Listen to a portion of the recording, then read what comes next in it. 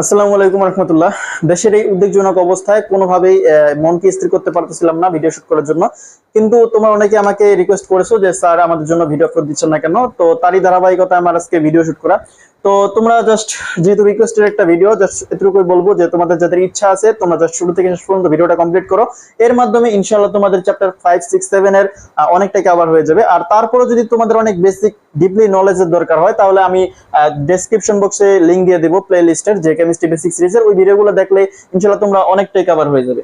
তো এখন দেখো, যেহেতু আমি দুইটা সৃজনশীলের মাধ্যমে তিনটা চ্যাপ্টার সমন্বিত সৃজনশীল করাইবো, দুইটা সৃজনশীল, তো এই কারণে তোমার একটু সময় অনেক বেশি লাগতে পারে। কিন্তু যাদের শেখার আগ্রহ আছে বা সত্যিকার অর্থে যারা এই দুইটা সৃজনশীলের মাধ্যমে অনেকগুলো সৃজনশীল সলভ করতে চাও, তারা অবশ্যই জাস্ট ফুল ফোকাস ওয়েতে ভিডিওটা কমপ্লিট করো। দেখো, আমার প্রথম সৃজনশীল একটা উদ্দীপকটা আমি একটু পরে পড়তেছি। তারপর আমার দেখো ক নাম্বার কি বলা আছে, যে দর্শকায়ন কাকে বলা হয়। দর্শকায়ন কি স্যার? প্রশ্নের ভিতরে অ্যান্সারটা আছে যে যারা দর্শকের মতো আচরণ করে। দর্শকরা কি করে? জাস্ট কথাবার্তা বলে বা চিল্লাফাল্লা করে, কিন্তু দর্শকরা কিন্তু আর গিয়ে খেলে না। তো খেলোয়াড় তো খেলোয়াড়ই যারা খেলে, আর দর্শক হচ্ছে যারা জাস্ট চিল্লাফাল্লা করে, কিন্তু এরা কিন্তু আর খেলার মোড়টাকে ঘুরাইতে পারে না। তো ঠিক সেরকম দর্শকায়ন হচ্ছে যে বিক্রিয়ায় উপস্থিত থাকবে, মানে বিক্রিয়ক এবং উৎপাদ দুই জায়গাতেই থাকবে, কিন্তু এখানে কোনো মান পরিবর্তন হবে না বা জারণ মানের একটা ফিক্সড থাকবে। আমি যদি তোমাদেরকে একটা বিক্রিয়া দিয়ে এক্সাম্পল দিয়ে বুঝাই তাহলে তোমরা ভালো বুঝবা। ধরো আমি এখানে বিক্রিয়াটা দিলাম এরকম, যে সালফিউরিক অ্যাসিড H2SO4 সালফিউরিক অ্যাসিডের সাথে তোমার জিঙ্ক বিক্রিয়া করলো। এটা একটা বহুল প্রচলিত প্রতিস্থাপন বিক্রিয়া, আই থিঙ্ক তোমরা এটা জানো। তো সালফিউরিক অ্যাসিডের সাথে জিঙ্ক বিক্রিয়া করলে এখানে কি হবে স্যার? এখানে হবে জিঙ্ক সালফেট এবং হবে তোমার হাইড্রোজেন। তো এখানে কি হইলো, যে জিঙ্ক বেশি সক্রিয়, তো জিঙ্ক সালফেটকে নিয়ে চলে গেল ভেগে, আর এখানে হাইড্রোজেন একা বসে বসে কাঁপতাছে। তো বিষয়টা কিরকম? বিষয়টা হচ্ছে এরকম যে তোমার এখানে দেখো, তোমার এখানে সালফেট আছে, তো সালফেট হচ্ছে তোমার নায়িকার মতো ভূমিকা পালন করে, যে এখানে যে নায়ক বেশি অ্যাক্টিভ সে নায়ক নায়িকাকে নিয়ে চলে যাব। এখানে হাইড্রোজেনের সাথে নায়িকা ছিল, তো এখানে জিঙ্ক যেহেতু বেশি অ্যাক্টিভ, জিঙ্ক হাইড্রোজেনকে সরাইয়া সালফেটকে নিয়ে চলে গেছে। তো এখানে সালফেটের আধান বা জারণ মান হচ্ছে -2, আর এখানেও -2 সালফেটের। ঠিক আছে, তো সালফেটের জারণ মান কিন্তু কোনো চেঞ্জ হয় নাই। তো এখানে বিক্রিয়া করছে কে বা কাজ টাজ করছে বা কে, বা এখানে খেলার ভূমিকা পালন করছে কে? খেলোয়াড়কে। খেলোয়াড় হচ্ছে তোমার জিঙ্ক এবং হাইড্রোজেন, ওরা হচ্ছে ওদের জারণ মান চেঞ্জ হয়েছে। এখানে যেমন হাইড্রোজেনের জারণ মান তোমার এখানে ছিল +1 থেকে এখানে হয়ে গেছে 0, একা আছে।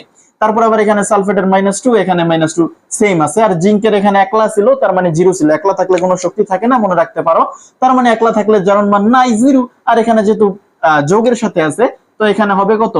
+2। এখানে জিঙ্কের জারণ মান পরিবর্তিত হয়েছে, হাইড্রোজেনের জারণ মান পরিবর্তিত হয়েছে, কিন্তু সালফেটের কিন্তু এখানেও -2 আছে, এখানেও -2 আছে। তার মানে ওর জারণ মানের কোনো পরিবর্তন হয় নাই। মানে বিক্রিয়াতে ছিল, মানে যে বিক্রিয়কেও আছে উৎপাদেও আছে, টোটাল বিক্রিয়াতে আছে, কিন্তু এখানে কোনো মান টান পরিবর্তন হয় নাই বা জারণ মান পরিবর্তন হয় নাই, ও কিন্তু কোনো বিক্রিয়ায় অংশগ্রহণ করে নাই। এটা হচ্ছে তোমার গিয়ে দর্শক আয়ন। তারপরে স্যার খ নাম্বার প্রশ্ন, এখানে বলা হয়েছে আয়রন 2 প্লাস জারক ও বিজারক উভয় ব্যাখ্যা করো। মানে আয়রন 2 প্লাস জারক হিসেবে কাজ করবে, বিজারক হিসেবে কাজ করবে। ঠিক আছে, থার্ড পারসনের মতো, যে ওই দলেও আছে এই দলেও আছে, মুনাফিক। এখন কথা হচ্ছে যে জারক আর বিজারক বিষয়টা কিরকম ভাবে কাজ করতে পারে, আমরা যদি লিখে বুঝাই তোমাদেরকে। যে এখানে চিন্তা করো যে আয়রন 2 প্লাস, হ্যাঁ, তো আয়রন 2 প্লাস আমি লিখলাম। তো এখান থেকে কি হচ্ছে, আমরা আরো যদি লিখি যে আয়রন 3 প্লাস এখানে লিখলাম, আবার এখানে লিখলাম শুধুমাত্র জাস্ট আয়রন।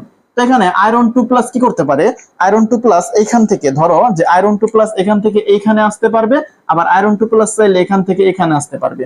তো এই ঘটনাগুলো কি হইতেছে, ধরো আয়রন 2 প্লাস থেকে আয়রন 3 প্লাস হইলো, সেক্ষেত্রে কি হবে স্যার? সেক্ষেত্রে তোমার জারণ মান 2 থেকে 3 হইতেছে। তো জারণ মান বৃদ্ধি মানে হচ্ছে জারণ বিক্রিয়া, আর জারণ মান হ্রাস মানে হচ্ছে বিজারণ বিক্রিয়া। তো এখানে যেহেতু আয়রনের 2 প্লাস থেকে 3 প্লাস হইতাছে, তার মানে এখানে জারণ মান বৃদ্ধি হইতাছে। তার মানে এখানে কি হবে স্যার? এখানে হবে জারণ বিক্রিয়া। ঠিক আছে, তো এখানে হবে গিয়ে তোমার জারণোদ্য বিক্রিয়া। আর এখানে যেহেতু আয়রনের জারণ মান 2 প্লাস থেকে এখানে 0, কোনো কিছু আধান নাই মানে 0, তো আধান যেহেতু 0 হইতাছে, তার মানে এখানে জারণ মান হ্রাস পাইতেছে, তার মানে এখানে কিন্তু তোমার বিজারণোদ্য বিক্রিয়া ঘটতেছে বা বিজারণ বিক্রিয়াটা ঘটতেছে। তো এখানে জারণ বিক্রিয়া ঘটতেছে, আবার বিজারণ বিক্রিয়া ঘটতে পারে। তো আমরা জানি যারা জারণ বিক্রিয়া ঘটায় তারা হইতাছে বিজারক, আবার যারা বিজারণ বিক্রিয়া ঘটায় তারা হচ্ছে জারক। বিষয়টা হচ্ছে এরকম অনেকটা, যে যারা চুরি করে তাদেরকে আমরা চোর বলি, আর যারা ডাকাতি করে তাদেরকে আমরা ডাকাত বলি। কিন্তু এখানে উল্টা সম্পর্ক, যে চুরি করলে বলা হবে ডাকাত, আর ডাকাতি করলে বলা হবে চোর।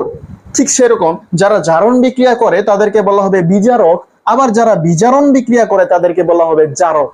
তো যেহেতু আয়রন 2 প্লাস জারণ বিক্রিয়াও করতেছে আবার বিজারণ বিক্রিয়াও করতেছে, এই কারণে এই আয়রন 2 প্লাস একই সাথে বিজারক এবং জারক দুইটাই, তার মানে আয়রন 2 প্লাস জারক এবং বিজারক উভয়ই। ওকে, তারপর স্যার গ নাম্বার, উদ্দীপকে ব্যবহৃত ধাতুর পরমাণু সংখ্যা নির্ণয় করো।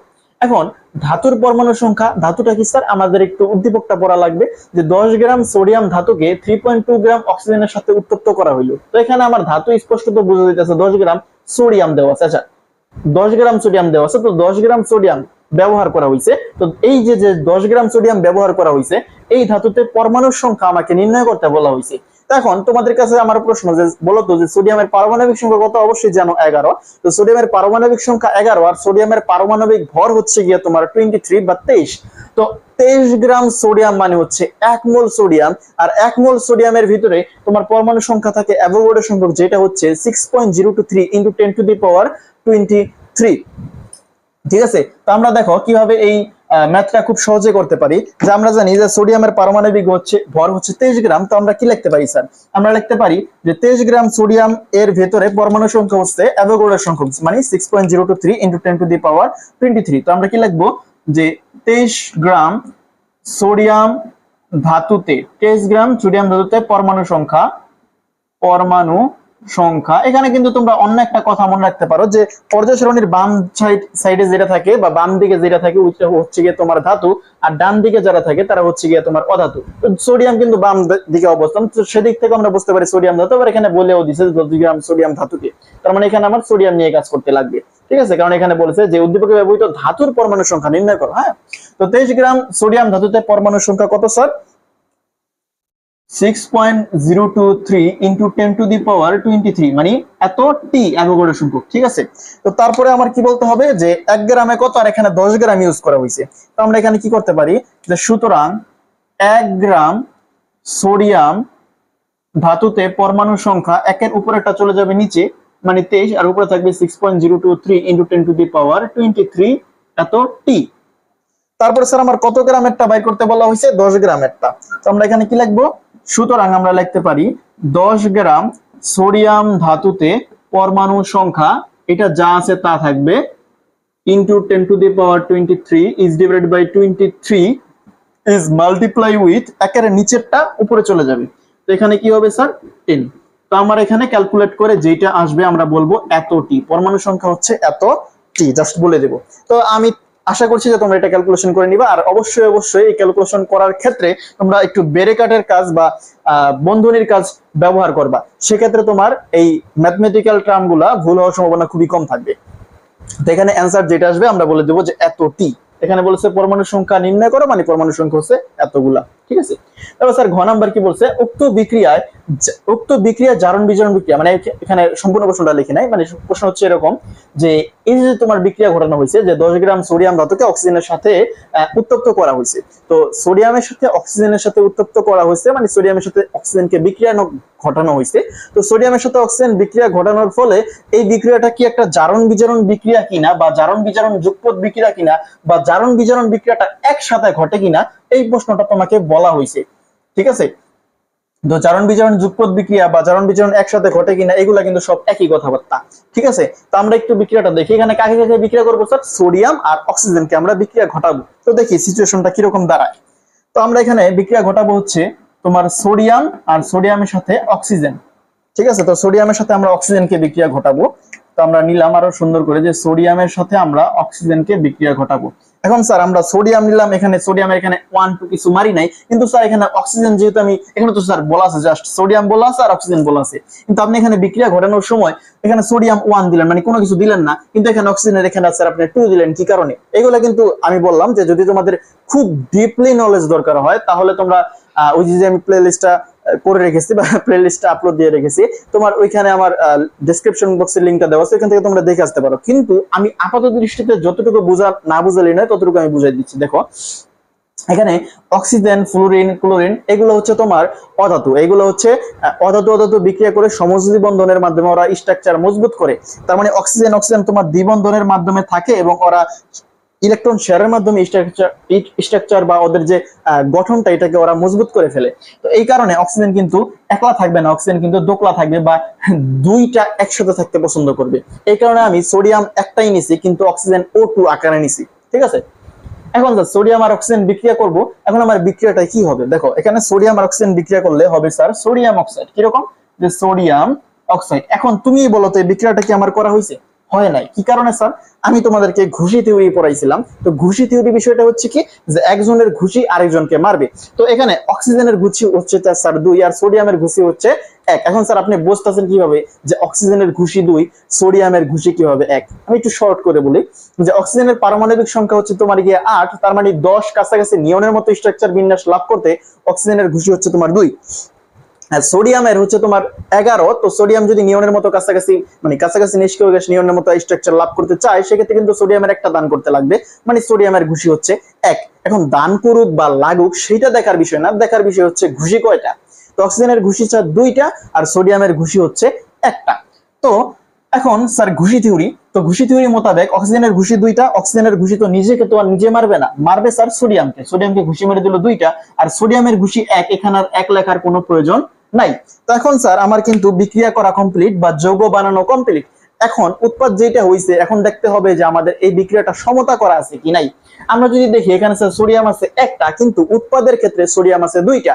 যেহেতু এখানে 1টা আছে, তো আমরা করব কি, ও এখানে 2টা আছে, তো এখানে আমার যেহেতু 1টা আছে, তো আমরা এখানে 2 মেরে দেবো, এরকমই তো না স্যার? এরকম করা যাবে না, কারণ সোডিয়াম তো দোকলা থাকতে পছন্দ করে না বা 2টা একসাথে থাকতে পছন্দ করে না। এই কারণে আমরা করব কি, এই সোডিয়ামের এই সামনে একটা 2 লাগাই দেব। ঠিক আছে, তো সোডিয়ামের সামনে একটা যখন আমরা 2 লাগাইলাম, তখন স্যার ঘটনাটা কিরকম হইলো, যে এখানে সোডিয়ামের সামনে 2 লাগাইলাম, সোডিয়াম সমতা হইলো। হ্যাঁ, এইটাই তো। হ্যাঁ, এখন চিন্তা করো যে আমরা যদি চিন্তা করি যে এখানে অক্সিজেন আছে কয়টা? অক্সিজেন আছে 2টা। তো অক্সিজেন এখানে 2টা আছে, কিন্তু এখানে কিন্তু অক্সিজেন তোমার আছে 1টা। তো এখন আমার কি করতে হবে, অক্সিজেনকে তো সমতা করতে হবে। তো আমরা করবো কি স্যার, এখানে 2 লেগে যাবো, কিন্তু এখানে কিন্তু 2 মারার অধিকার নাই, কারণ সোডিয়ামের ঘুষি 1টা। তো আমি বারবার তোমাদেরকে বুঝাইতেছি, আমি লেখতাছি, লেখে আবার মুছতাছি, যাতে করে তোমাদের মস্তিষ্কে এটা আঘাত করে যে আমরা এটা এইভাবে লিখতে পারবো না। স্টুডেন্ট যে জায়গায় ভুল করে আমি ওইখানে তোমাদেরকে লেখতাছি, তারপর মুছে দেখাইতাছি যে আমরা এখানে চাইলেই যে অক্সিজেন এখানে 2টা আছে স্যার, আমরা এখানে 2 মেরে দিলাম, এটা করা যাবে না। কারণ এটা করলে তো সোডিয়ামের ঘুষি তো 1, তো এখানে 2 মারার কোনো আমার অধিকার নাই। এখানে সবসময় সমতার ক্ষেত্রে মাথায় রাখবা যে আমি সমতা যেটাই করি না কেন, এই ভিতরে আমি করতে পারবো না, আমি যাই দিয়ে আমার সামনে দিতে হবে। তো এখানে অক্সিজেন ছিল 2টা, তো আমি সমতা মিলানোর জন্য এখানে 2 দিলাম। একটু ইন্টারেস্টিং বিষয় হচ্ছে যে আমার এখানে যখন আমি 2 দিলাম, এই 2 এর দাবিদার অক্সিজেন খুব খুশি হইলো যে এখানে অক্সিজেন বিক্রিয়ক অক্সিজেন আছে 2টা, আবার উৎপাদী অক্সিজেন 2টা হয়েছে। কিন্তু ফাঁকের ভিতরে একই সাথে এই সোডিয়ামের 2 দুগুণে 4টাও কিন্তু হয়ে গেছে। বিষয়টা হচ্ছে কিরকম, যে তোমার বন্ধু, তুমি এরকম ভাবে চিন্তা করতে পারো যে তুমি একটা বিস্কিট কিনে খাবা, তো সেই ক্ষেত্রে কিন্তু তোমার পাশে যে বন্ধু আছে, তুমি কিন্তু বন্ধুকে দিয়েই খাবা। তো তোমার কিন্তু মানে ক্ষুধা লেগেছিল, একই সাথে কিন্তু তোমার বন্ধুকেও খাওয়াইতে হইলো। বিষয়টা ঠিক সেরকম, যে এখানে অক্সিজেনকে আমার সমতা করা লাগবে, তো আমি এখানে 2 দিছি, এখানে অক্সিজেন তো সমতা পাইছে, অক্সিজেন খুব খুশি, কিন্তু ফাঁকের ভিতরে বা একই সাথে তোমার এই সোডিয়ামও কিন্তু কয়টা হয়ে গেছে, 2 দুগুণে 4টা হয়ে গেছে। এখানে আমার সোডিয়াম আছে উৎপাদে 4টা, কিন্তু স্যার আমি তো বিক্রিয়কে 2টা দিছিলাম, তো এখানে আমার এই 2টাকে মুছে দিতে হবে। তো 2টাকে মুছে দিয়ে আমি যদি 4 দিয়ে দিই, তাহলে কিন্তু আমার হয়ে যাবে। তো আমার এখন কিন্তু দেখো সোডিয়াম আছে উৎপাদে 4টা, বিক্রিয়ক আছে 4টা, বিক্রিয়ক অক্সিজেন 2টা, উৎপাদে অক্সিজেন আছে আমার 2টা। তো আমার কিন্তু বিক্রিয়াটা সমতা করা কমপ্লিট। এখন স্যার বিক্রিয়া সমতা করা কমপ্লিট। এখন আমি চিন্তা করবো যে এখানে জারণ বিজারণ যুক্ত বিক্রিয়া ঘটছে কিনা বা জারণ বিজারণ ঘটছে কিনা দেখি। এখানে স্যার সোডিয়াম, আমি একটু আগে বলছিলাম যে যখন কোনো মৌল বা যৌগ তোমার জাস্ট মৌল কি হবে, একলা আছে, ধরো এখানে সোডিয়ামটা একলা আছে বা অক্সিজেনটা একলা আছে, তো একা যখন কোনো মৌল থাকবে তখন তাদের জারণ মানটা হবে 0। একলা থাকলে জারণ মান 0, বা তুমি এভাবে মনে রাখতে পারো যে একা একা থাকলে কোনো শক্তি থাকে না।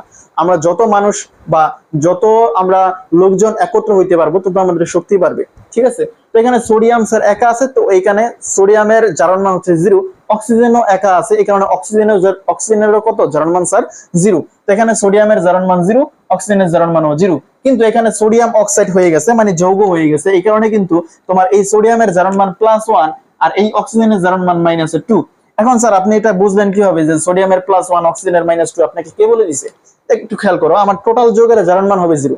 টোটাল একটা যৌগের জারণ মান 0 হবে। যেরকম ভাবে যে এইটার জারণ মান 0 হয়েছিল, এটার জারণ মান 0 হয়েছিল, ঠিক সেরকম এই টোটাল যৌগটাকে তুমি যদি একজন চিন্তা করো তাহলে সেই একজনের জারণ মান হবে 0।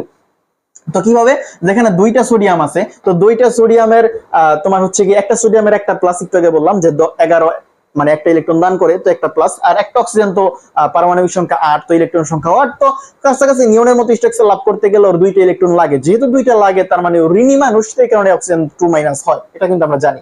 তো অক্সিজেন 2-, তো একটা অক্সিজেনের 2- আর দুইটা সোডিয়ামের দুইটা প্লাস, তো দুইটা প্লাস আর দুইটা মাইনাস যোগ করলে কিন্তু তোমার টোটাল সামগ্রিক চার্জটা 0 হয়ে যায়, মানে এখানে দুইটা প্লাস আর দুইটা মাইনাস। কিন্তু স্যার আপনি তো এখানে জাস্ট একটা প্লাস দিয়ে রাখছিলেন, এখন তো 2 দিলেন। হ্যাঁ, এখন আমি দুইটা প্লাস দুইটা মাইনাস দিছিলাম, এটা সামগ্রিক চার্জ 0, এই কারণে বুঝালাম।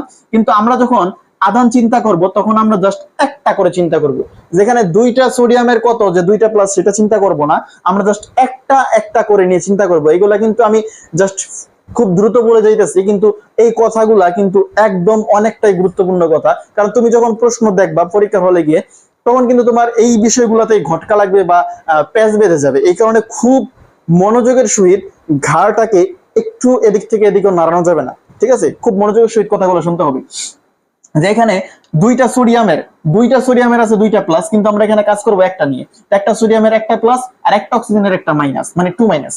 এখানে কি হইলো স্যার, সোডিয়ামের 0 থেকে জারণ মান 0 থেকে কত হইছে স্যার 1 প্লাস হইছে, আর এখানে অক্সিজেনের জারণ মান 0 থেকে -2 হইছে। তো এখানে ঘটনাটা কি হইছে বা সিচুয়েশনটা কি দাঁড়াইলো, সিচুয়েশনটা এরকম দাঁড়াইলো যে সোডিয়ামের জারণ মান 0 থেকে +1 হইছে, মানে জারণ মান বৃদ্ধি পাইছে, আর অক্সিজেনের জারণ মান 0 থেকে -1 হইছে, -2 হইছে, তার মানে জারণ মান হ্রাস পাইছে। তো এখানে যেহেতু জারণ মান বৃদ্ধি পাইছে, তার মানে জারণোদ্দ বিক্রিয়া, আর জারণ মান হ্রাস পাইলে বিজারণোদ্দ বিক্রিয়া। I think you are understand. দেখো এখন আমরা কি বলতে পারি, যেখানে স্যার কি হইছে, জারণোদ্দ বিক্রিয়া হইছে, জারণ মান বৃদ্ধি পাইছে, জারণোদ্দ বিক্রিয়া, জারণ অর্ধ বিক্রিয়া, ঠিক আছে। আর এখানে কি হইছে, জারণ মান 0 থেকে -2 মানে হ্রাস পাইছে, তো আমরা এখানে বলে দিতে পারি বিজারণ অর্ধ বিক্রিয়া, আমি শর্ট করে লিখলাম, ঠিক আছে, বিজারণ অর্ধ বিক্রিয়া। তো এখন যেহেতু এখানে জারণোদ্দ বিক্রিয়া ঘটছে, বিজারণোদ্দ বিক্রিয়া ঘটছে, তার মানে এটা আমরা বলে দিতে পারি যে জারণ বিজারণ একসাথে ঘটছে। কিন্তু স্যার আমরা এখানে আবার অল্প অল্প করে বুঝাই দেবো যে জারণোদ্দ বিক্রিয়া অর্ধেকটু কিরকম, বিজারণোদ্দ বিক্রিয়া কিরকম, আর সামগ্রিক কোষ বিক্রিয়াটা বা এইটাকে আমরা যোগ করে কিভাবে পাই, এই জিনিসটা আমরা একটু দেখাই দেবো। একটু মনোযোগ দাও, যে আমরা যদি চিন্তা করি স্যার এখানে কি হয়েছে, সোডিয়াম থেকে সোডিয়াম প্লাস হয়েছে, তো আমরা এখানে লিখতেছি যে সোডিয়াম থেকে আমার কি হয়েছিল স্যার, সোডিয়াম থেকে সোডিয়াম প্লাস হয়েছিল। এখন একটু চিন্তা করো, এখানে সোডিয়াম আছে কয়টা, সোডিয়াম আছে একটা, আবার এখানে সোডিয়াম আছে একটা। তো আমি বলতেছি, আমি যে খুব দ্রুত বলতেছি, তোমরা একটু মনোযোগ দাও। আর তারপরে যদি মনে হয় যে স্যার আর একটু আসতে বলেন, তাহলে তো ভিডিও ডিউরেশন মনে করো 2 ঘন্টা চলে যাবে, এই কারণে একটু মনোযোগের সহিত দেখো। আর তারপর যদি ধরতে অসুবিধা হয়, তাহলে ওই যে ডিটেলস ভিডিওগুলো দেখে আসতে পারো। এখন দেখো, যেখানে সোডিয়াম থেকে সোডিয়াম প্লাস হইছে, এখানে সোডিয়াম আছে একটা, এখানেও সোডিয়াম আছে একটা, তো সোডিয়ামের পরমাণু সংখ্যা কিন্তু সমান হইছে। কিন্তু স্যার আমার এখানে আধান সংখ্যা সমতা না, এখানে সোডিয়ামের আধান হচ্ছে 0, কোনো আধান নাই, কিন্তু এখানে স্যার সোডিয়ামের আধান হচ্ছে +1, তো এখানে আমার একটা প্লাস বেশি আছে, তো এটাকে সমতা করার জন্য আমি এখানে একটা ইলেকট্রন খাওয়াই দেব। বিষয়টা হচ্ছে কিরকম, যে তোমার যেখানে ভালো অবস্থান, একদম শর্টকাট একটা টেকনিক হচ্ছে এরকম, যেখানে তোমার ভালো অবস্থান আছে ওইখানে তুমি ইলেকট্রন দিয়ে দিবা। যে কিরকম, এখানে কোনো সোডিয়ামের আধান নাই, তার মানে ও প্লাসও না মাইনাসও না, ও একটা নিউট্রালাইজ অবস্থায় আছে। আর এখানে সোডিয়াম প্লাস মানে সোডিয়াম ধনীয় অবস্থায় আছে। তো আমরা করি কি, যে মানুষটা আগে যাইতেছে ওকে মানে আমরা সবাই মিলে টেনে ধরি, মানে এটা আমাদের একটা সহজাত আচরণ। তো ঠিক সেরকম ভাবেই তোমার এই সোডিয়াম প্লাস একটু ভালো অবস্থান আছে, তো ওকে আমরা নিউট্রালাইজ করে দেবো। যে এই যে ও বন্ধুটা করবে কি, এই বন্ধুটাকে নিউট্রালাইজ করে দিবে। তো ঠিক সেরকম, যে এখানে হয়েছে কি একটা প্লাস আছে, তো এখানে একটা মাইনাস আছে, বা এইভাবে চিন্তা করতে পারো, এখানে কোনো আধান বা চার্জ নাই, এখানে একটা প্লাস আছে, তো একটা প্লাসকে নিউট্রালাইজ করতে একটা মাইনাস লাগে, ঠিক আছে, বা একটা প্লাসকে প্রশমিত করতে একটা মাইনাস লাগে। তো এই কারণে যে একটা মাইনাস দিলাম, মাইনাস দেওয়া মানেই হচ্ছে তোমার ইলেকট্রন দেওয়া। রাজার মাথায় যেরকম ভাবে মুকুট থাকে, ঠিক সেরকম ভাবে ইলেকট্রনের মাথায় মাইনাস থাকে। এখন এটা তো করা শেষ। এটা কি স্যার, আমার যেহেতু জারণ মান 0 থেকে +1 হইছে, তার মানে জারণোদ্দ বিক্রিয়া ঘটছে, তো এটা হচ্ছে আমার জারণোদ্দ বিক্রিয়ার কাজটুকু শেষ হইছে। এখন স্যার আমরা আবার বিজারণোদ্দ বিক্রিয়ার কাজটুকু করতে চাই। তো বিজারণোদ্দ বিক্রিয়ার কাজটুকু কিরকম, যে অক্সিজেন থেকে অক্সিজেন 2- হইছে। আচ্ছা লিখি আমরা বিজারণোদ্দ বিক্রিয়ার কাজটুকু। দেখো যে অক্সিজেন থেকে কি হইছে স্যার, অক্সিজেন 2- হইছে। তো এখন অক্সিজেন থেকে যে অক্সিজেন 2- হলো, একটু মনোযোগ দাও তো, এখানে দুইটা অক্সিজেন ছিল, কিন্তু স্যার এখানে তো আমার একটা অক্সিজেন, তার মানে অক্সিজেনের পরমাণু সংখ্যা সমান হয় নাই, না হইলে কি আমরা সমতা করে দেব। আমরা এখানে সামনে একটা সুন্দর করে 2 মেরে দিলাম, অক্সিজেন সমতা হইলো। সমতা হওয়ার পর আমার এখন ইলেকট্রন সংখ্যা বা আধান সংখ্যা সমতা করা প্রয়োজন। তো তো এখানে আমার অক্সিজেনের জারণ মান আছে 0, দুইটা অক্সিজেনের মিলে, কিন্তু এখানে আমার আছে 2-। তার মানে তুমি একটু বলো তো যে কে ভালো অবস্থায় আছে? এ আছে ঋণী অবস্থায়, আরে আছে নিউট্রালাইজ, মানে ভালো না খারাপ না, মাঝামাঝি অবস্থায় আছে। তো ওর তুলনায় কিন্তু ভালো অবস্থায় আছে। তো আমি বলেছি যেই জায়গায় একটু ভালো অবস্থায় আছে ওইখানে গিয়ে অ্যাটাক হবে, ইলেকট্রন দান করে দিতে হবে। তো এখানে আমি ইলেকট্রন খাইয়ে দেবো। তো কিরকম ভাবে ইলেকট্রন খাওয়াবো? যেখানে আমার দেখো 2 দুগুণে 4টা ইলেকট্রন আছে, এখানে 2টা, মানে একটা অক্সিজেনের 2টা মাইনাস, তো 2টা অক্সিজেনের 4টা মাইনাস, মানে 4টা ইলেকট্রন আছে এখানে। তো এখানে আমি 4টা ইলেকট্রন বানিয়ে দেবো। তো এই যে 4টা ইলেকট্রন দিয়ে দিলাম, ঠিক আছে। তো এখানে এই যোগটা দিলাম, মানে হচ্ছে এটার সাথে এটা যুক্ত করলাম, এই কারণে যোগ চিহ্নটা দিছি। আর এই মাইনাসটা হচ্ছে তোমার আধানের, এই যে এগুলো হচ্ছে আধানের প্লাস মাইনাস। আর এখানে যে যোগ চিহ্ন আছে বা এটা যে যোগ চিহ্ন আছে বা প্লাস চিহ্ন যেগুলো আছে, এগুলো হচ্ছে তোমার এটার সাথে এটা যুক্ত আছে, এটা বুঝাতে দেওয়া হয়েছে। এখন একটু খেয়াল করো, এখন যদি স্যার আমরা সামগ্রিক কোষ বিক্রিয়াটা লিখতে চাই, তো আমার তো স্যার এই ইলেকট্রন আর এই ইলেকট্রন কাটা লাগবে, কিন্তু স্যার এখানে তো আছে একটা ইলেকট্রন আর এখানে আছে 4টা ইলেকট্রন। তো আমরা কিন্তু এটাকে খুব সহজে কাটতে পারি না। হ্যাঁ, এটা কথা সত্য যে এই ধারা আর এই ধারা যদি তোমার সমান সংখ্যক জিনিস থাকে তাহলে এটাকে আমরা কেটে কেটে দিতে পারি, কিন্তু তোমার এখানে আছে 4টা, এখানে আছে একটা, তো এই কারণে আমরা এটাকে কাটতে পারতাছি না। যেহেতু কাটতে পারতাছি না, আমরা কিন্তু সাধারণ গণিতে তোমার সমীকরণ সমাধানে পড়েছিলাম, তো সেই রকম ভাবে তুমি চিন্তা করতে পারো যে এটা হচ্ছে তোমার 1 নম্বর সমীকরণ। তো এই সমীকরণ টোটালটাকেই তুমি 4 দ্বারা গুণ করে দিবা। বিষয়টা হচ্ছে কিরকম, যেখানে যেহেতু 4 আছে সেখানে টোটালটাকে তুমি 4 দ্বারা গুণ করবা। তো এখানে তুমি দিবা কি, এখানে প্রত্যেকটা জায়গায় যে 4, এখানেও 4, এখানেও 4, প্রত্যেক জায়গায় তুমি 4 দ্বারা গুণ করে দিলা। তো সেই ক্ষেত্রে কিন্তু তোমার এখন খুব সহজেই তুমি এটাকে কাটতে পারবা যে 4টা ইলেকট্রন, এই 4টা ইলেকট্রন কেটে গেল। তারপরে তুমি এগুলা কি করবা স্যার, যোগ করে দিবা। তো কিভাবে স্যার আমরা যোগ করবো দেখি তো। এখানে আমার কি আছে স্যার, 4টা সোডিয়াম আছে। তো আমি লিখলাম যে স্যার 4টা সোডিয়াম আছে আর এটার সাথে যুক্ত আছে একটা অক্সিজেন O2। তারপরে এখানে কি হইছে, এখানে আমার 4টা সোডিয়াম প্লাস হইছে, আর কি হইছে স্যার, এখানে আমার আছে 2টা অক্সিজেন 2-। একটু খেয়াল করো, তো আমার কিন্তু এই যে জিনিসটা আসলো যে 4টা সোডিয়াম আর 2টা অক্সিজেন, এই যে লাইনটা কিন্তু এখানে চলে আসছে। তারপর আবার একটু খেয়াল করো, আমার এটা বিক্রিয়া করার ফলে এই জিনিসটা হচ্ছে, তো এখানে প্লাস আর মাইনাস আছে, যেখানে প্লাস আর মাইনাস সেখানে কিন্তু তারা আকৃষ্ট হয়ে এখানে একটা যৌগ বানায় ফেলবে। মানে এই জিনিসটাকে তুমি যদি এখানে নিয়ে আসতে চাও, মানে বিষয়টা হচ্ছে এরকম যে 4টা সোডিয়াম প্লাস এটার সাথে যুক্ত আছে 2টা অক্সিজেন 2-। এই জিনিসটাকে আমরা এখানে নিলাম। তো তারপরে যদি আমরা বিক্রিয়া করি, ফাইনাল যে আমরা বিক্রিয়াটা পাবো সেটা হচ্ছে ওইটা। এটা কিরকম ভাবে হয় বিষয়টা একটু ইন্টারেস্টিং। দেখো যে সোডিয়ামের সাথে আমি অক্সিজেনকে যুক্ত করলাম, এখানে যার ঘুষি, একজনের ঘুষি আরেকজনকে মারবে, অক্সিজেনের ঘুষি আছে 2টা, তো অক্সিজেনের ঘুষি সোডিয়ামকে মেরে দিল, একটু আগে যে কাজটা করেছে।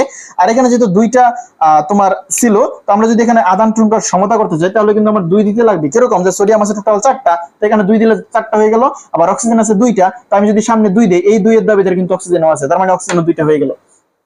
তো সব দিক বিবেচনায় আমার কিন্তু সামগ্রিক কোষ বিক্রিয়াটা হয়ে গেছে। তো তোমরা এখানে লিখে দিতে পারো যে জারণোদ্দ বিক্রিয়া, আবার এখানে দিবা যে বিজারণোদ্দ বিক্রিয়া, আর এখানে লিখে দিবা কোষ বিক্রিয়া। জারণোদ্দ বিক্রিয়া, বিজারণোদ্দ বিক্রিয়া, এই যে বিজারণোদ্দ বিক্রিয়া, আর এখানে কি দিবা স্যার, কোষ বিক্রিয়া। এগুলো লিখে দিলে আমি আশা করছি যে তোমরা ফুল মার্কসটাই পেয়ে যাবা।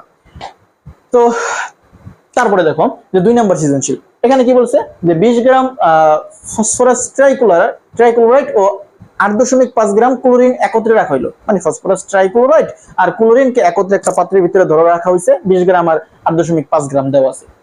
এখন আমার ক নাম্বার প্রশ্ন বলছে যে স্যার ডেসিমোলার দ্রবণ কাকে বলা হয়? ডেসিমোলার দ্রবণ কি, খুব মনোযোগ দিয়ে শোনো। এখন তোমাদের ডেসিমোলার দিছিলে, অন্য প্রশ্ন স্যার ডেসিমোলার দিতে পারে, সেমিমোলার দিতে পারে, মোলার দিতে পারে, 2 মোলার দিতে পারে, 4 মোলার দিতে পারে, 3 মোলার দিতে পারে। এখন এই বিষয়গুলো কিরকম, প্রথমে তুমি যে লাইনটা লিখতে পারো সেটা হচ্ছে 1000 মিলি বা 1 লিটার দ্রবণে। তোমরা তো সবাই জানো যে 1000 মিলি যেই কথা 1 লিটার বলা কি ঠিক একই কথা, ঠিক আছে। আচ্ছা দেখো, তারপরে দেখো যে আমরা যেটা বলতেছিলাম যে ডেসিমোলার দ্রবণ কাকে বলে। তো এটা হচ্ছে এরকম যে 1000 মিলিলিটার বা 1 লিটার দ্রবণ, 1000 মিলিলিটার যে কথা 1 লিটার আমরা একই কথাটা জানি। 1000 মিলিলিটার বা 1 লিটার দ্রবণে যদি 0.1 মোল দ্রবীভূত থাকে এটাকে বলা হবে ডেসিমোলার দ্রবণ। বিষয়টা কি যে 1000 মিলিলিটার বা 1 লিটার দ্রবণে যদি 0.1 মোল দ্রবীভূত থাকে সেটাকে বলা হবে ডেসিমোলার। আবার যদি তোমার বলতে পারে যে সেমিমোলার দ্রবণ, সেক্ষেত্রে কি হবে যে 1000 মিলিলিটার বা 1 লিটার দ্রবণে যদি 0.5 মোল দ্রবীভূত থাকে সেই দ্রবণকে বলা হবে সেমিমোলার দ্রবণ। আবার যদি বলে মোলার দ্রবণ, তোমরা যদি খুব আস্তে করে একটু শোনো ভিডিওটা আমার কথাগুলা, তাহলে কিন্তু তোমরা এই জিনিসটাকে নোট করে নিতে পারো। তাহলে তোমরা যে কোনো সংজ্ঞায় লিখতে পারবা, যে ডেসিমোলার বলুক, সেমিমোলার বলুক, হ্যাঁ এগুলো লিখতে পারবা। তোমরা একটু নোট করে নিতে পারো যে আমরা যদি বলি যে মোলার দ্রবণ কাকে বলে বা 1 মোলার দ্রবণ কাকে বলে, ঠিক সেরকম ভাবে বলবো যে আমরা 1000 মিলিলিটার বা 1 লিটার দ্রবণে যদি 1 মোল দ্রব্য দ্রবীভূত থাকে সেটাকে বলা হবে মোলার দ্রবণ বা 1 মোলার দ্রবণ।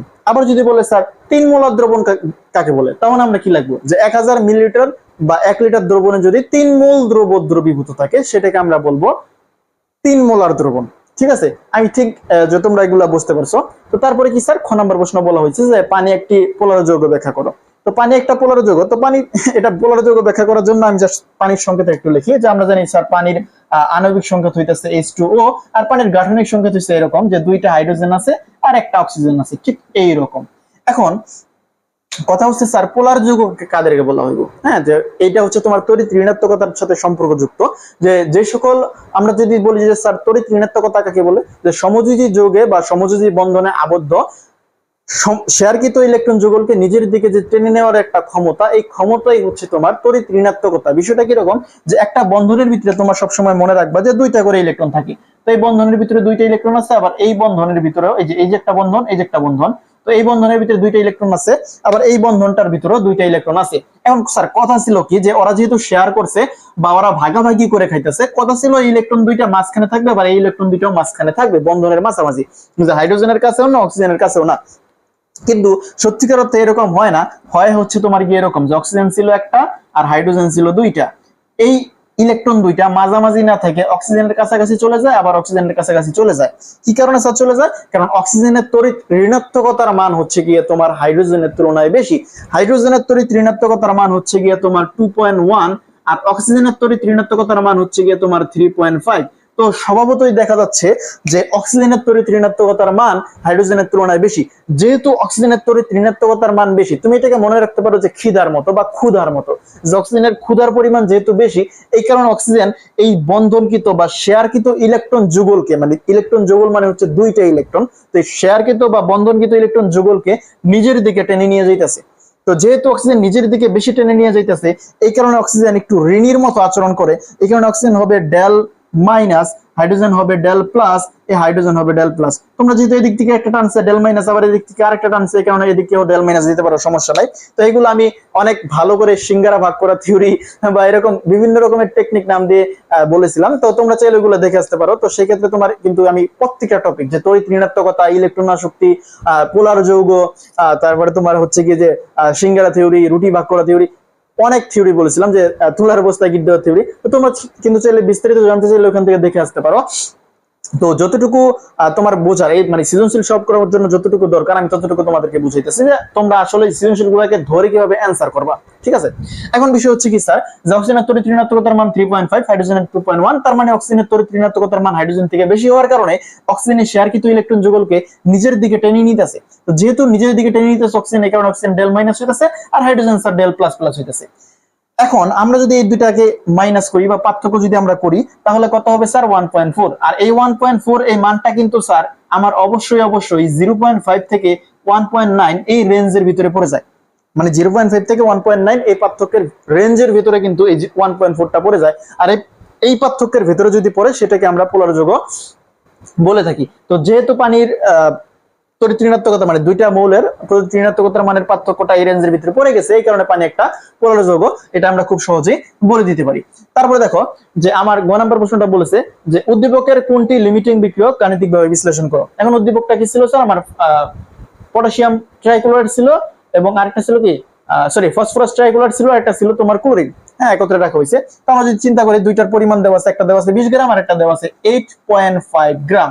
তো এখন আমরা যদি একটু বিক্রিয়াটা করি, দেখো এখানে কি হয়েছে স্যার, দেখো আচ্ছা যাই হোক, এখানে আমরা যদি বিক্রিয়া করি যে ফসফরাস ট্রাইক্লোরাইড এটার সাথে যুক্ত হবে ক্লোরিন। তো ফসফরাস ট্রাইক্লোরাইডের সাথে আমরা যদি ক্লোরিনটাকে যুক্ত করি, তো এখানে কিন্তু আমার ফসফরাস পেন্টাক্লোরাইড উৎপন্ন হবে। তো ফসফরাস পেন্টাক্লোরাইড উৎপন্ন হইলে আমি যদি এখানে আণবিক ভরগুলা বাইর করি, যে ফসফরাসের আণবিক ভরটা কত, ফসফরাসের পারমাণবিক সংখ্যা কত সেটাকে বলো। ফসফরাসের পারমাণবিক সংখ্যা হচ্ছে গিয়ে তোমার 15, তো এই কারণে ফসফরাসের পারমাণবিক ভর হচ্ছে গিয়ে তোমার 31 হবে। তো আমরা যদি লিখি যে 31 প্লাস ক্লোরিনের হচ্ছে গিয়ে তোমার 35.5 ইজ মাল্টিপ্লাই উইথ 3, ক্লোরিনের হচ্ছে 35.5 ইজ মাল্টিপ্লাই উইথ 2, আচ্ছা, এখানে যদি আমরা ক্যালকুলেট করি তাহলে এখানে আমার আসছে আই থিঙ্ক আমি ক্যালকুলেটরটা সাথে নিয়ে আসি নাই, একটু খেয়াল করো যেখানে কত হবে যে 35.5 is multiply with 3 is plus with 31, that would be 137.5। তো এখানে আসছে 137.5 গ্রাম, আর এখানে আসতেছে 71 গ্রাম। ঠিক আছে, এখন বিষয়টা কিরকম যে ফসফরাস ট্রাইক্লোরাইড হচ্ছে তোমার 137.5 গ্রাম আর ক্লোরিন হচ্ছে 71 গ্রাম। তো এখন আমরা এখান থেকে একটা লাইন লিখতে পারি যে 137.5 গ্রাম ফসফরাস ট্রাইক্লোরাইড এর সাথে ক্লোরিন বিক্রিয়া করে কত গ্রাম স্যার? 71 গ্রাম। তারপর বললেন কি 1 গ্রামের সাথে কত, আর আমার ফসফরাস ট্রাইক্লোরাইড যেটা দেওয়া আছে যে 20 গ্রাম, 20 গ্রামের সাথে কত। তারপরে দেখো যে বিষয়টা কিরকম হয়। এটা কিন্তু আমি বিবাহ থিওরি দিয়ে বুঝাইছিলাম যে লিমিটিং বিক্রিয়কের যে বিষয়টা, বিবাহ থিওরি যে হ্যাঁ আমরা আচ্ছা লিমিটিং বিক্রিয়কটা কি সেটাকে একটু বলে নেই। যে লিমিটিং বিক্রিয়ক মানে হচ্ছে বিক্রিয়া করে যারা আগে শেষ হয়ে যায় তারা হচ্ছে লিমিটিং বিক্রিয়ক। এখন স্যার যেটা কম আছে ওইটা কি লিমিটিং বিক্রিয়ক হবে? এটা সবসময় একরকম খাটে না, মানে যারা আগে শেষ হয় তারাই লিমিটিং বিক্রিয়ক। এখন তোমরা বলতে পারো যে স্যার যারা কম থাকে তারাই তো আগে শেষ হয়ে যাবে, বিষয়টা এরকম না। এই জিনিসটাকেই বোঝানোর জন্য আমি বিবাহ থিওরি বুঝাইছিলাম যে একটা ছেলে 4টা মেয়েকে যদি বিবাহ করে, তো এখন যদি কোনো এক গ্রামে 2টা ছেলে থাকে আর 6টা মেয়ে থাকে, তো সেক্ষেত্রে মেয়ে কিন্তু বেশি আছে, স্যার 6টা আছে কিন্তু 2টা ছেলে তো 8টা লাগবে। তো সেক্ষেত্রে তোমার কি হবে যে মেয়ে তাড়াতাড়ি শেষ হয়ে যাবে, ছেলে কিন্তু তাড়াতাড়ি শেষ হবে না। তো মেয়ে যেহেতু বেশি থাকার পরেও তাড়াতাড়ি শেষ হয়েছে, এই কারণে যেহেতু মেয়ে তাড়াতাড়ি শেষ হয়েছে তার মানে লিমিটিং বিক্রিয়ক মেয়ে। তো ঠিক সেরকম ভাবে যে কম আছে সেটাই লিমিটিং বিক্রিয়ক না, যে তাড়াতাড়ি বা আগে শেষ হয়ে যাবে সেটাই হচ্ছে গিয়ে তোমার লিমিটিং বিক্রিয়ক। এই কারণে তোমাকে অবশ্যই ম্যাথ করে দেখতে হবে। ঠিক আছে, এখন তুমি লিখলা যে এত গ্রাম ফসফরাস ট্রাইক্লোরাইডের সাথে ক্লোরিন বিক্রিয়া করে 71 গ্রাম। তো আমরা যদি লিখি 1 গ্রামের সাথে কত, একদম বাচ্চাকালের অঙ্ক, 1 গ্রাম ফসফরাস ট্রাইক্লোরাইড এর সাথে ক্লোরিন বিক্রিয়া করে, একের উপরেরটা যেটা এটা চলে যাবে নিচে, আর এখানে চলে যাবে কত 71 গ্রাম। তো এখানে আমরা তারপর লাইন লাস্টের লাইন কি লিখতে পারি স্যার? আমার কি আছে, কত গ্রাম আছে বলো? ফসফরাস ট্রাইক্লোরাইড দেওয়া আছে আমার 20 গ্রাম, তো আমি লিখলাম 20 গ্রাম ফসফরাস ট্রাইক্লোরাইডের সাথে ক্লোরিন বিক্রিয়া করবে তোমার গিয়ে 71 ডিভাইডেড বাই 137.5। একের নিচে আছে কি স্যার 20, তো 20 চলে যাবে উপরে, এই 20 আমরা দিলাম উপরে গুণ অবস্থায়। এখানে ক্যালকুলেট করলে কত আসে আমি যদি একটু করে দেখি যে আচ্ছা 71 is multiplied with 20 is divided by, তো এখানে আস্তে আস্তে গিয়ে তোমার 10.33। তো এখানে আমরা লিখতে পারি 10.33, 10.33 না, একটু তোমার 3 to 7 হয়তো এরকম কিছু একটা ছিল। তো এখানে আমরা যেহেতু মানে 3 to, হ্যাঁ আমি দেখি, হ্যাঁ স্যার 3 to 7 ছিল, তো 3 to 7 যেহেতু ছিল এই কারণে আমরা 3 লিখতে পারি, মানে একবার বারে লিখছি। তো এখন একটু চিন্তা করো যেখানে স্যার একে কি হলো 10.33 গ্রাম। তো আমরা এখান থেকে ম্যাথ করে দেখতে পাইলাম যে ক্লোরিন বিক্রিয়া করে 10.33 গ্রাম, মানে 20 গ্রাম ফসফরাস ট্রাইক্লোরাইডের সাথে ক্লোরিন বিক্রিয়া করবে তোমার গিয়ে 10.33 গ্রাম। তার মানে তোমার ক্লোরিন দেওয়া আছে 8.5 গ্রাম, কিন্তু তোমার ক্লোরিন বিক্রিয়া করতে লাগবে 10.33 গ্রাম। তার মানে যতটুকু দেওয়া আছে তার থেকে বেশি পরিমাণ বিক্রিয়া করতে লাগবে। তো যেহেতু তোমার ক্লোরিন কম দেওয়া আছে এই কারণে ক্লোরিন আগে শেষ হয়ে যাবে। এই কারণে আমরা বলতে পারি যে ক্লোরিন হইতেছে এখানে লিমিটিং বিক্রিয়ক। কম দেওয়া আছে বিধায় যে এটা আগে শেষ হয়েছে এরকম না, আমি বিক্রিয়া করে দেখছি যেখানে 20 গ্রামের সাথে ওর লাগে 10.33 গ্রাম, তো এখানে আরো কম দেওয়া আছে। দেখো 20 গ্রামের তুলনায় কিন্তু 10 গ্রাম কম, হ্যাঁ এখানে 20 গ্রামের তুলনায় 10.33 গ্রাম কম, কিন্তু এখানে 10.33 গ্রাম দেওয়ার কথা থাকলেও এখানে আরো কম দেওয়া আছে। যেহেতু আরো কম দেওয়া আছে তার মানে ও তো শেষ হয়ে যাবে, যেহেতু ক্লোরিন আগে নিঃশেষ হয়ে যাবে এই কারণে ক্লোরিন হচ্ছে গিয়ে তোমার লিমিটিং বিক্রিয়ক। তো এখানে আমরা বলে দেবো যেহেতু এখানে ক্লোরিন আগে শেষ হয়েছে এই কারণে ক্লোরিন হইতেছে তোমার গিয়ে লিমিটিং বিক্রিয়ক। তারপর ঘ নাম্বার প্রশ্ন যে 15A বা B17 এই জিনিসটা হচ্ছে তোমার গিয়ে আমরা জানি যে পারমাণবিক সংখ্যা নিচে লেখা। আমি যদি তোমাদেরকে একটু বুঝাই, ধরো আমি যেখানে সোডিয়াম লিখলাম বা অ্যালুমিনিয়াম লিখলাম, যে কোনটা লিখতে পারি। এখন অ্যালুমিনিয়ামের ক্ষেত্রে অ্যালুমিনিয়ামের পারমাণবিক সংখ্যা আমরা সবাই জানি 13, অ্যালুমিনিয়ামের ভর সংখ্যা বা পারমাণবিক ভর হচ্ছে গিয়ে তোমার 27। তো এখানে ভর সংখ্যাটা লেখে এখানে, পারমাণবিক সংখ্যাটা এখানে লেখে। সোডিয়ামের ক্ষেত্রে এইভাবে লিখতে পারো যে 11 আর 23। তো পারমাণবিক সংখ্যা এখানে, ভর সংখ্যা এখানে, আর আধান সংখ্যা থাকলে এখানে লিখে যে অ্যালুমিনিয়াম 3+ হইতে পারে, সোডিয়াম 1+ হইতে পারে। তো আমরা কিন্তু এখানে বুঝতে পারতেছি যে এখানে A15 আবার B17 দেওয়া মানে যে এটার পারমাণবিক সংখ্যা এটার পারমাণবিক সংখ্যাকে নির্দেশ করে। তো পারমাণবিক সংখ্যা 15 এবং পারমাণবিক সংখ্যা 17 কার, এটা আমাদেরকে আগে বুঝতে হবে। তো পারমাণবিক সংখ্যা 15 স্যার কার বলতো? এটা হচ্ছে স্যার ফসফরাসের, এবং পারমাণবিক সংখ্যা 17 একদম বহুল প্রচলিত ক্লোরিনের। ঠিক আছে, তো একটা হচ্ছে তোমার ফসফরাস আর একটা হচ্ছে গিয়ে তোমার ক্লোরিন। এখানে ফসফরাস এবং ক্লোরিন এদের যৌগ গঠনে অষ্টক নিয়ম প্রযোজ্য কিনা, মানে ফসফরাস এবং ক্লোরিন মিলে যে একটা যৌগ গঠন করবে সেই যৌগটা কি অষ্টক নিয়ম মানে কি মানে না, সেটাকে আমাকে প্রশ্ন করা হয়েছে। তখন আমরা যদি চিন্তা করি, আমরা লিখলাম যে একটা হইতেছে ফসফরাস, আরেকটা কি স্যার, আরেকটা হচ্ছে গিয়ে তোমার ক্লোরিন। একটা হচ্ছে ফসফরাস আর একটা হচ্ছে ক্লোরিন। তো এটা মিলে দুইটা যৌগ হতে পারে, একটা হচ্ছে ফসফরাস ট্রাইক্লোরাইড হতে পারে, আবার ফসফরাস পেন্টাক্লোরাইড হইতে পারে। এখন তোমরা বলবা যে স্যার দুই রকম আবার যৌগ হইতে পারে কিরকম? আপনি না একটু আগে বলছেন স্যার ঘুষি থিওরি, তো ফসফরাসের পারমাণবিক সংখ্যা হচ্ছে 15, তো কাছাকাছি আছে আর্গন, তো আর্গনের মতো হইতে গেলে 3টা লাগবে বা দিবে সেটা দেখার বিষয় না, ঘুষি মানে 3টা। তো ফসফরাস তো 3টা ঘুষি মারছে, মানে ফসফরাস তো নিজেকে তো কেউ আর ঘুষি মারে না, আরেকজনকে মারে। তো ফসফরাস ক্লোরিনকে 3টা ঘুষি মারছে, ক্লোরিনের একটা ঘুষি, ক্লোরিন আর ওকে মারে নাই। তো স্যার এখানে তো আমার কাম শেষ। তো এখানে তারপর আবার ফসফরাস পেন্টাক্লোরাইড কিভাবে হইলো? তো এই ফসফরাস পেন্টাক্লোরাইড হইতে পারে কারণ ফসফরাস উত্তেজিত অবস্থায় আর যোজ্যতা 3 এর জায়গায় 5 হইতে পারে। হ্যাঁ, যোজ্যতা বা জারণ মান 3 এর জায়গায় 5 হয়ে যায়। তো কিরকম বিষয়টা, যে ফসফরাস যদি আমরা জাস্ট ইলেকট্রন বিন্যাস করি, phosphorus 15 1s2 2s2 2p6 3s2, তারপরে কি স্যার 3p3, 2 4 10 12 আর 3 15। এখন যদি আমরা ফসফরাসকে একটু এক্সাইটেড করি বা স্যার উত্তেজিত করি, সেই ক্ষেত্রে কি হবে? 1s2 2s2 2p6 3s2 3p3। আগে আপাতত এতটুকু লিখলাম, লেখার পরে আমি যদি একটু তোমাকে এখানে হুন্ডের নীতি অনুসরণ করি, যে স্যার এটাকে একটু ভাঙতে হবে। কিরকম ভাঙবে? যে 3px 3py 3pz। তো এখানে কি হইছে? একটা একটা করে ইলেকট্রন যাবে, যে সিঙ্গেল হয়ে সিঙ্গেল সিঙ্গেল সিঙ্গেল যাবে।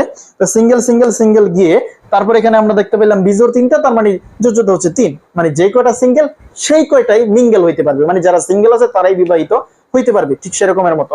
এখানে যেহেতু 3টা বিজোড় আছে, তার মানে 3টাই বন্ধন আবদ্ধ হইতে পারবে। কিন্তু তারপর এক্সাইটেড অবস্থা হয় কি, এই যে ওকেও ভেঙে ফেলে, ওকে ভেঙে ফেলে এখানে ওই দুইটার জায়গায় হয়ে যাবে একটা। আর যেহেতু 3d অরবিটাল সম্ভব, এই কারণে 3dxy যেটা আছে এটাতে আবার আরেকটা ইলেকট্রন চলে যাবে।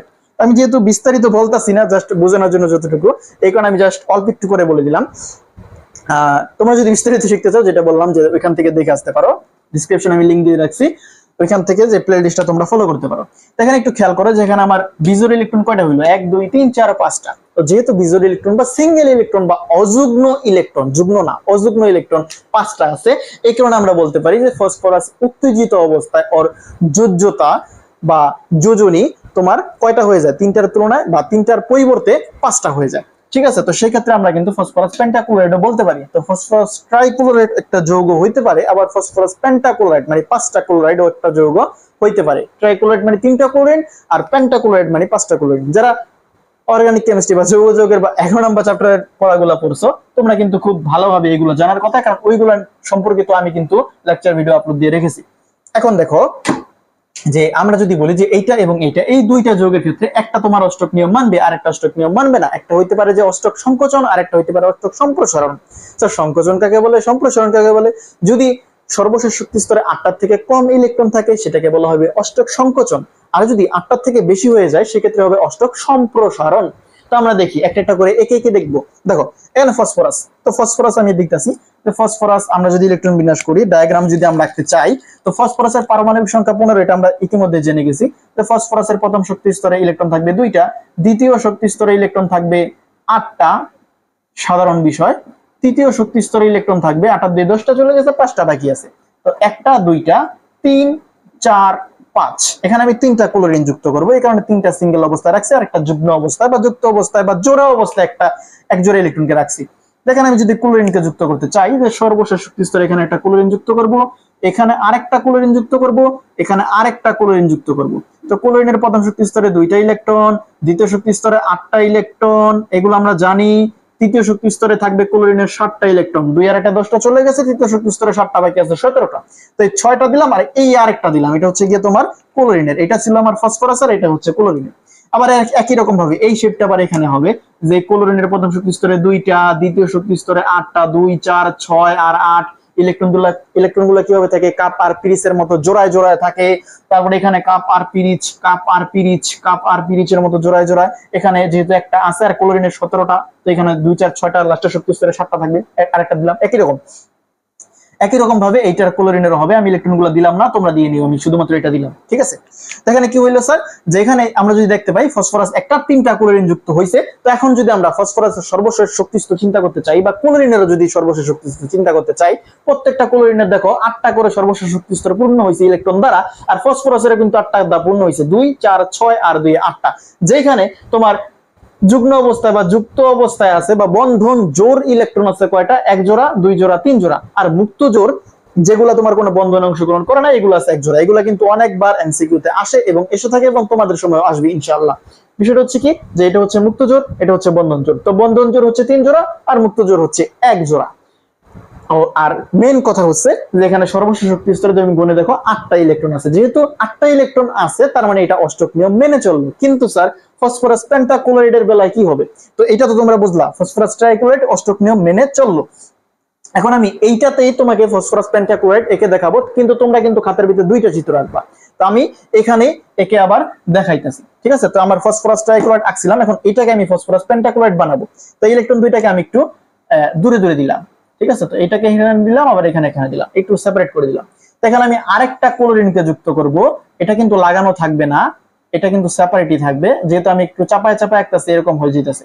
তো এখানে আবার আরেকটা ক্লোরিন থাকবে। ঠিক আছে, একই ভাবে তোমার ক্লোরিনের প্রথম শক্তি স্তরে 2টা, দ্বিতীয় শক্তি স্তরে তোমার গিয়ে কয়টা হবে, 8টা। সেম কাহিনীগুলা হবে, হ্যাঁ সেম কাহিনীগুলা হবে। আর তৃতীয় শক্তি স্তরে 7টা, এই 6টা, আর এই আরেকটা 7টা। একই রকম ভাবে এই আরেকটা 7টা দিছি। হ্যাঁ, এরকম ভাবে একই কাজ হবে, একই কাজ। আমি আর ইলেকট্রন গুলো দিলাম না। তো মেইন কথা কি স্যার, এখানে 5টা ক্লোরিন যুক্ত হয়েছে একটা ফসফরাসের সাথে। তো আমার এই যে ফসফরাস পেন্টাক্লোরাইড হয়ে গেছে। তো এখানে দেখো তোমার বন্ধন জোড় ইলেকট্রনই আছে সবগুলা। আর এখানে আছে কয়টা, 2 4 6 2 8 আর 2 এ 10টা। তার মানে 10টা ইলেকট্রন হয়ে গেছে। ক্লোরিন গুলো 8টা অষ্টক পূর্ণ হয়েছে, কিন্তু তোমার ফসফরাসের সর্বশেষ শক্তি স্তরে কিন্তু 8টা ইলেকট্রন থাকার তুলনায় বা 8টা ইলেকট্রন থাকার পরিবর্তে 10টা ইলেকট্রন ফুল হয়ে গেছে। তো এই কারণে 8টার তুলনায় যেহেতু 10টা হয়ে গেছে, তার মানে 8টা থেকে বেশি হয়ে গেছে। তার মানে এখানে অষ্টক সম্প্রসারণ হয়েছে, মানে বেশি হয়ে গেছে। তার মানে অষ্টক নিয়ম মানে নাই। অষ্টক সংকোচন হোক বা অষ্টক সম্প্রসারণ হোক, মানে 8টার থেকে বেশি হোক বা 8টার থেকে কম হোক, এটা কিন্তু অষ্টক নিয়ম মানলো না। তার মানে আমরা বুঝতে পারলাম ফসফরাস ট্রাইক্লোরাইড অষ্টক নিয়ম মানলেও ফসফরাস পেন্টাক্লোরাইড কিন্তু অষ্টক নিয়ম মানলো না। তার মানে এ আর বি দ্বারা যে 2টা যৌগ হয়েছিল, এটার ভিতরে একটা অষ্টক নিয়ম মানলেও আরেকটা অষ্টক নিয়ম মানে নাই। আমি আশা করছি যে এই সৃজনশীল গুলো তোমরা বুঝতে পারছো। আর এইগুলো ছিল তোমার 5 6 7 এই 3টা চ্যাপ্টারের সমন্বিত সৃজনশীল। তো আশা করব যে যদি আল্লাহ তাআলা আমাকে বাঁচায় রাখে, তো নেক্সটে আরো ভিডিও তোমাদের জন্য দেওয়ার চেষ্টা করব। তো ভিডিওগুলো যেহেতু তোমাদের জন্য আর তোমাদের জন্যই যেহেতু ক্লাসগুলো নেওয়া, তো তোমরা অবশ্যই সকলের মাঝে ভিডিওগুলো ছড়াই দিবা, যাতে করে আরো অনেক অনেক স্টুডেন্ট এখান থেকে দেখে উপকৃত হতে পারে। তাহলে কিন্তু আমি আরো অনুপ্রেরণা পাবো এরকম লেকচার ভিডিও আপলোড দেওয়ার জন্য। তো নেক্সট এপিসোড দেখার বা নেক্সট ভিডিও দেখার আমন্ত্রণ জানিয়ে এবং সকল শহীদের আত্মার মাগফিরাত কামনা করে আজকের মতো এখানে বিদায় নিচ্ছি। ধন্যবাদ সবাইকে।